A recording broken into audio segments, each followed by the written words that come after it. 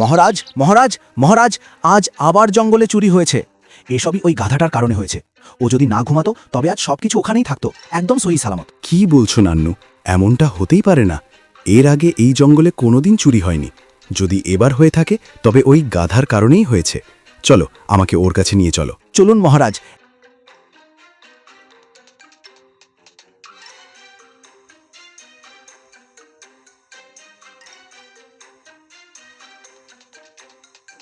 আরে মূর্খ গাধা, এর আগে এই জঙ্গলে কখনো চুরি হয়নি, কিন্তু যখন থেকে তোকে এই গুহার রক্ষক বানানো হয়েছে তখন থেকেই ছোটখাটো কিছু না কিছু হারিয়ে যাচ্ছে। মহারাজ, আমি মানছি যে আমার ভুল হয়ে যায়, কিন্তু আমি আপনাকে জানিয়ে দিতে চাই যে কাল সারা রাত জেগে আমি এই গুহা পাহারা দিয়েছি, কিন্তু আমি জানি না এটা কিভাবে হলো।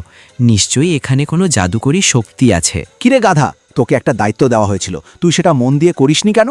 মহারাজ, এই গাধাকে বকে কোনো লাভ নেই।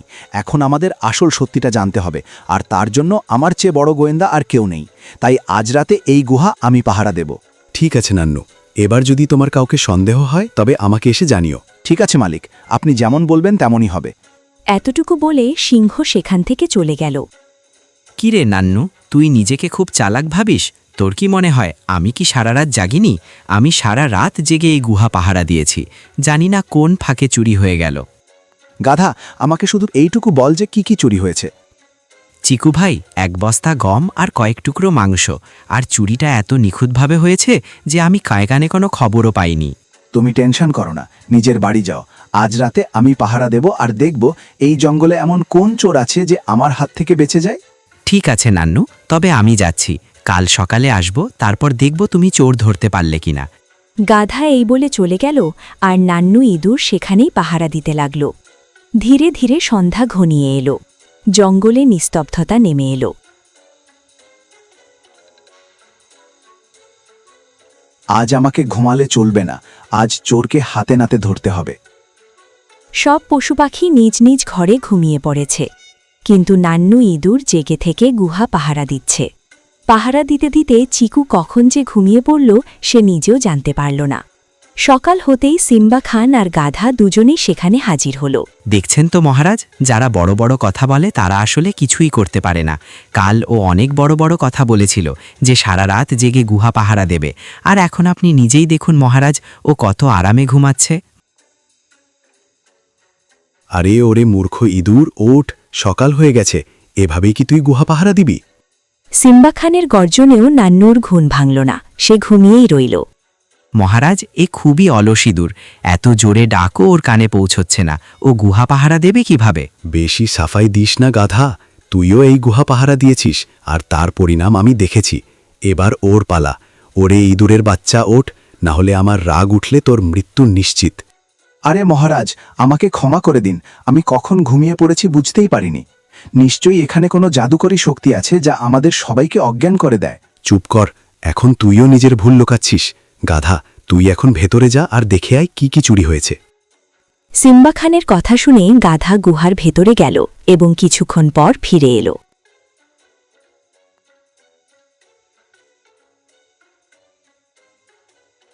মহারাজ, আজও 1 বস্তা চাল আর কিছু মাংসের টুকরো গায়েব হয়ে গেছে। কার এত সাহস যে এই জঙ্গলে চুরি করে, তাও আবার আমার উপস্থিতিতে? কার মরণের ভয় নেই? কে সব করছে? মহারাজ, আমি হীরা, ছাগলদের সর্দারনি। আজ রাতে আমার ঘর থেকে আমার বাচ্চা চুরি হয়ে গেছে। আমি অনেক খুঁজেছি, কিন্তু কোথাও পাইনি। এসব কি হচ্ছে জঙ্গলে? আমি তো কিছুই বুঝতে পারছি না। এখন সবার আগে ঘোড়ার কাছে চলো।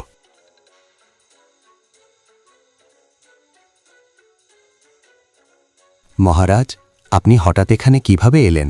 আর এদের সাথে কিসের জন্য? আমার বা আমার পরিবারের কারোর কি কোনো ভুল হয়েছে? যদি ভুল হয়ে থাকে তবে আমাকে ক্ষমা করবেন। না, তেমন কিছু নয়। ঘোড়া, জঙ্গলে কিছু একটা ঘটছে, আর যা ঘটছে তা খুবই খারাপ। তাই তুমি সারা জঙ্গলে যাও এবং সব পশু পাখিকে জানিয়ে দাও যে তারা যেন রাতে পাহারা দেয়, এবং কাউকে সন্দেহ হলে সাথে সাথে এসে আমাকে জানায়। ঠিক আছে মহারাজ, আমি এখনই যাচ্ছি আর এখনই খবর দিয়ে আসছি। সিম্বা খানের কথা শুনে ঘোড়া জঙ্গলের সব পশু পাখিকে জানিয়ে দিয়ে ফিরে এলো। কি হলো ঘোড়া, সবাইকে বলে এসেছো? হ্যাঁ মহারাজ, সবাইকে বলে দিয়েছি। শুধু সাকালা সিংহ আর ওর চামসা টাবাকি নেকড়েকে পেলাম না। কি আমার ভাই সাকালা সিংহ আর টাবাকি নেকড়ে গায়েব? খোঁজ নাও, ওরা কোথায় গেল? এমন তো নয় যে ওদেরও অপহরণ করা হয়েছে। এখনই বের হও। ঘোড়া, ইঁদুর আর গাধা, তোমরা তিনজন জঙ্গলের কোনায় কোনায় গিয়ে ওদের খুঁজে বের করো। রাজার হুকুমে তিনজনই বেরিয়ে পড়ল। গাধা বলল, আমি আর হাঁটতে পারছি না, কারণ আজ সকালে আমি নাস্তা করিনি। আমার চলার শক্তি নেই, তাই কিছুক্ষণ বিশ্রাম নিয়ে তারপর যাব। কি বলছো গাধা? আমরা তো মাত্র জঙ্গলের অর্ধেক পথ এসেছি, এখনো অর্ধেক জঙ্গল খোঁজা বাকি। না ঘোড়া, গাধা ঠিকই বলছে। আমাদের কিছুক্ষণ থেমে বিশ্রাম নেওয়া উচিত, না হলে আমরা এখানেই অজ্ঞান হয়ে পড়ে যাব। তিনজন বিশ্রাম নিতে নিতেই ঘুমিয়ে পড়ল। হঠাৎ ইঁদুরের ঘুম ভাঙল।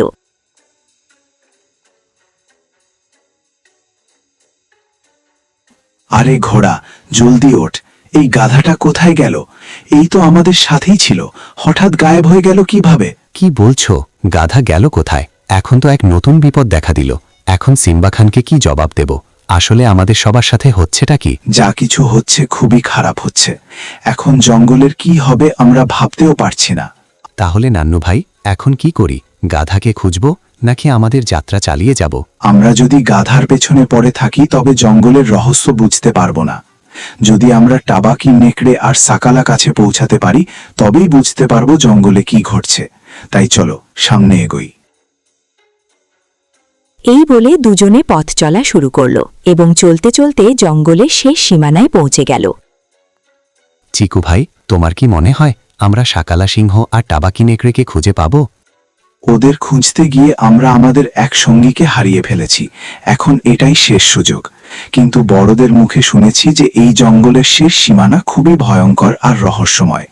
এই গাছের ওপারে যে গিয়েছে সে আর ফিরে আসেনি। তাহলে নান্নু ভাই, আগে এমন কি আছে যেখানে আমরা যেতে পারবো না? এমনও তো হতে পারে যে সাকালা সিংহ আর নেকড়ে এই সীমানা পার হয়ে গিয়েছে। ঘোড়া ভাই, জঙ্গলের শেষ সীমানায় যাওয়া মানে মৃত্যুকে দাওয়াত দেওয়া।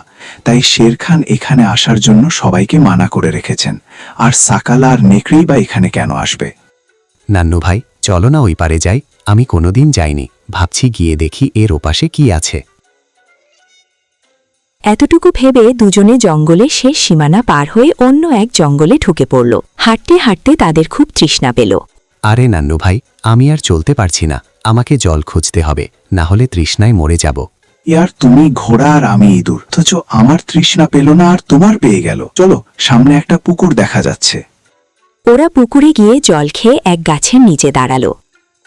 তখনই তারা টাবাকি নেকড়েকে দেখতে পেল। আরে টাবাকি, তুমি তো পেয়ে গেলে। এখানে কি করছো? কোন নেকড়ে? তোমরা কারা? আর এসেছো কোথা থেকে? আরে ভাই, আমি ঝাপকিপুর জঙ্গলে চিকু ইঁদুর, মনে নেই? আর সাকালা সিংহ কোথায়? আমি কিছু জানি না, আমাকে যেতে দাও। আমি কোনো সিম্বা খান বা সাকালা সিংহকে চিনি না। এই বলে নেকড়েটা চলে গেল। আরে নান্নু ভাই, তুমিও একটা নেকড়ের পেছনে কেন পড়ে আছো? দুনিয়ায় কি একটাই নেকড়ে আছে? হতে পারে এটা অন্য কেউ। না, এই ওই নেকড়েই। আমি ভুল হতে পারি, কিন্তু আমার চোখ কোনোদিন ভুল করতে পারে না। এখন তুমি বলো কি করব? ওর পিছু নেব নাকি ছেড়ে দেব? ওর পিছু নাও আর দেখো ও কোথায় যায়, তবেই রহস্যটা বোঝা যাবে। দুজনে নেকড়েটার কিছু নিতে নিতে এক গুহার কাছে পৌঁছাল। নেকড়েটা গুহার ভেতরে ঢুকে গেল। নান্নু ভাই, ও তো গুহার ভেতর ঢুকে গেল, এখন কি করি? ভেতরে যাব?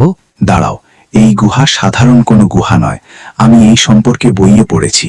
এতে যাওয়া মানে মরণকে বরণ করে নেওয়া। তাই এই গুহায় আমি একা যাব। না নান্নু ভাই, আপনার কিছু হয়ে গেলে সব শেষ হয়ে যাবে। আমি এক যাযাবর ঘোগা, আমি মরে গেলে কারোর কিছু যায় আসবে না, কিন্তু আপনার কিছু হলে জঙ্গল এক বুদ্ধিমান প্রাণীকে হারাবে। দেখো ঘোড়া ভাই, আমার কথা বোঝার চেষ্টা করো। তুমি এখনো তরুণ আর আমি বুড়ো, তাই আমার কথা মানা তোমার কর্তব্য। আমি আদেশ দিচ্ছি, গুহার ভেতরে আমিই যাব। এমনটা কখনো হতে পারে না। আমি আপনার কোনো অর্ডার ফর্ডার মানব না, বুঝেছেন? যদি তাই হয় তবে আমরা দুজনেই গুহার ভেতরে যাব। দুজনে একমত হয়ে ভেতরে ঢুকল এবং সেখানে গিয়ে দেখল তাদের মতোই অবিকল দুজন তাদের সামনে দাঁড়িয়ে আছে। আরে নান্নু ভাই, এরা তো একদম আমাদের মতো। এসব কি হচ্ছে? এটা কোন জায়গা? আমার খুব ভয় লাগছে। দাঁড়াও, ভয় পেও না। এটা কি আমি জানি। আমি এদের সাথে কথা বলছি। তোমরা কারা আর আমাদের রাস্তায় কেন দাঁড়িয়ে আছো? সরো আমাদের পথ থেকে, ভেতরে যেতে দাও। ভেতরে কি খুঁজছো? তোমাদের কি মনে হয় ভেতরে নেকড়ে আর শাকালা সিংহকে পাবে? এমন কিছুই হবে না। তোমাদের দুজনকে সিম্বা খান বোকা বানিয়েছে। মানে কিছুই বুঝলাম না। তুমি কি বলতে চাইছো পরিষ্কার করে বলো। আরে ওরে আমার মতো দেখতে ঘোড়া, তোর কি মাথায় বুদ্ধি নেই? সিম্বা খান জঙ্গলটা বিক্রি করে দিতে চায়, আর যত বুদ্ধিমান প্রাণী আছে তাদের এই কালো গুহায় পাঠিয়ে দিচ্ছে, যাতে তারা এখানে এসে ফেঁসে যায় আর কোনোদিন বের হতে না পারে। এটা হতেই পারে না। আমার রাজা কোনোদিন ভুল হতে পারেন না। আমাকে বিভ্রান্ত করো না। আমার পথ থেকে সরে যাও। ইঁদুর একথা বলতেই ছায়া দুটি অদৃশ্য হয়ে গেল এবং চারিদিকে আলো জ্বলে উঠল। তখন দেয়াল থেকে আওয়াজ এলো, যা দেখা যায় তা হয় না, আর যা হয় তা দেখা যায় না। তাই বোঝার চেষ্টা করো কোনটা ঠিক আর কোনটা ভুল। আরে আমি সব বুঝেছি। এটা বলো যে নেকড়ে আর শাকালা সিংহ কোথায়? তাহলে বল নান্নু, সাকালা সিংহ আর নেকড়ে সম্পর্কে বলবো নাকি দেখাবো? জলদি বল। কি বললে? তুমি দেখাতে পারো? হ্যাঁ, আমি সত্য মিথ্যা সব দেখাতে পারি। তোমরা দুজনে মন থেকে খুব ভালো, তাই সহি সালামত এই গুহার ভেতরে আসতে পেরেছ। না হলে যে এই গুহায় ঢোকার চেষ্টা করেছে সে মারা গেছে। দেখো, আমি আর বেশি কথা বলতে চাই না। যদি দেখাতে পারো তবে দেখাও, না হলে আমি অন্য পথ খুঁজব। কি আছে দেখো, আসল সত্যিটা কি। মহারাজ, দারুণভাবে সিম্বা খানকে বোকা বানালাম। গুহার ভেতরে গর্ত করে নিজেদের খাওয়ার মতো খাদ্যশস্য আর মাংস নিয়ে গর্তটা বন্ধ করে দিয়েছি। কেউ টেরই পেল না যে ওই গুহায় কোনো গর্ত আছে। নেকড়ে, আমার বুদ্ধি এখনো কত সেটা জানিস না? আমি জানি সিম্বা খানকে কিভাবে মারতে হবে আর কিভাবে ওর সিংহাসন দখল করতে হবে। মহারাজ, আমি কিছু বুঝলাম না। আপনি কি মনে করেন আপনি সিম্বা খানের সাথে জিততে পারবেন? এটাই তো তোর আর আমার মধ্যে পার্থক্য। আমার বড় ভাই সিম্বা খানই আমাকে শিখিয়েছিল, কাউকে মারতে হলে আগে তার ধন সম্পদ দখল করো, তারপর তার চাটুকারদের সামনে থেকে সরাও। যখন রাজা দুর্বল হয়ে পড়বে তখন সরাসরি আক্রমণ করো। আরে দারুণ আইডিয়া মহারাজ। এবার সিম্বা খান মরবে আর আপনি হবেন এই জঙ্গলের রাজা। আমি হব মন্ত্রী আর তারপর হবে আমাদের হুকুমত। যা খুশি শিকার করব, যখন মন চাইবে যাকে খুশি মারব। কোনো নিয়ম থাকবে না, শুধু হাহাকার থাকবে। মহারাজ, আপনার কথায় জোর আছে, কিন্তু আপনার পরের চাল কি? পরের চাল হল আমার বড় ভাই মানে সিম্বা খান তার চাটুকারদের আমাদের খুঁজতে পাঠিয়েছে। এখন এটাই সঠিক সুযোগ। আমরা ওদের কাছে যাব এবং এক টুকরো মাংস দেব যা বিষ মাখানো থাকবে। সিম্বা খান সেটা খাওয়া মাত্রই মারা যাবে, আর ছোটখাটো প্রাণীদের আমি নিজেই মেরে ফেলব। তবে আর দেরি কেন? চলুন আমাদের গোপন গুহা থেকে বিষ মাখানো মাংস নিয়ে সিম্বা খানের কাছে যাই। দেখলে তো নিজেদের জঙ্গলের আসল রূপ। এখনই যাও আর তোমাদের রাজাকে তা বাঁচাও। হবে না মহারাজ। সিম্বার কিছু হয়ে গেলে জঙ্গল ধ্বংস হয়ে যাবে। আপনাকে অনেক ধন্যবাদ আমাদের সব জানানোর জন্য। চলো ঘোড়া, এখনই এখান থেকে বের হতে হবে। দুজন গুহা থেকে বেরোতেই গাধার সাথে দেখা হলো। আরে ভাই থামো, কোথায় ছিলে তোমরা? তোমাদের খুঁজতে খুঁজতে আমি তো হয়রান হয়ে গিয়েছি। আমি খবর পেয়েছি সাকালা সিংহ আর নেকড়ে ফিরে এসেছে। আরে গাধা ভাই, তুমি কোথায় ছিলে? আমরা ভেবেছিলাম তুমি শেষ, কিন্তু তুমি ঠিক আছো দেখে ভালো লাগলো। এখন চলো ঝটপট জঙ্গলে যাই আর সিম্বা খানকে বাঁচাই। দাঁড়াও, সবাই একসাথে যাব না। ঘোড়া, তুমি দৌড়াতে পারো, তাই তুমি সাকালা সিংহের গোপন গুহাটা খুঁজে বের করো আর দ্রুত শেরখানের কাছে পৌঁছাও। আর আমরা গিয়ে শেরখানকে সব খুলে বলছি যে সাকালা সিংহ আর নেকড়ে কোথাও যায়নি, বরং ওটা ছিল সাম্বা খানকে মারার ষড়যন্ত্র। তিনজন নিজেদের মধ্যে কথা বলে নিয়ে ঘোড়াকে আগে পাঠিয়ে দিল, আর গাধা ও ইঁদুর অন্য পথে রওনা দিল। কিছুক্ষণ পর তারা সিম্বা খানের কাছে পৌঁছে দেখল, মহারাজ থামুন, ওই মাংসের টুকরোটা খাবেন না। ওতে সাকালা সিংহ আর নেকড়ে বিষ মিশিয়েছে। কি বলছো? ওরা এমনটা কেন করবে? গপ্পু সিংহ তো আমার নিজের ভাই। মহারাজ, নিজের ভাই বলেই এমনটা করছে, না হলে আপনার ক্ষতি করার সাহস আর কার আছে? কেন সাকালা, এই কথা কি সত্যি যে মাংসের টুকরোয় বিষ মেশানো আছে? না ভাইয়া, এমন কোনো কথা নয়। আপনার যদি তাই মনে হয় তবে নেকড়ে এখনই এই মাংস খেয়ে দেখাবে। কিরে নেকড়ে, খা এটা। কি বললেন? আমি খাবো? আমি মরতে চাই না। হ্যাঁ মহারাজ, ওতে বিষ মেশানো আছে। আমরা আপনাকে মারতে চেয়েছিলাম। কেন সাকালা, তোর কিসের অভাব ছিল? রাজা হওয়ার শখ থাকলে আমাকে বলতি, আমি তোকে রাজা বানিয়ে দিতাম। কিন্তু আমি তোকে ক্ষমা করব না। এখন আমি তোদের আদেশ দিচ্ছি, হয় এই জঙ্গলের আশেপাশে যেন না দেখি, না হলে আমার ধারালো দাঁতের আঘাতে মরবি। মহারাজ, আপনি যদি আমাদের মারেন তবে যন্ত্রণায় কষ্ট পাব, তার চেয়ে ভালো আমরা এই জঙ্গল থেকে চিরদিনের জন্য চলে যাই। সিম্বা খানের ভয়ে দুজনে জঙ্গল থেকে চিরদিনের জন্য চলে গেল। আর এভাবেই ইঁদুর, গাধা আর ঘোড়া মিলে সিম্বা খানের প্রাণ রক্ষা করল।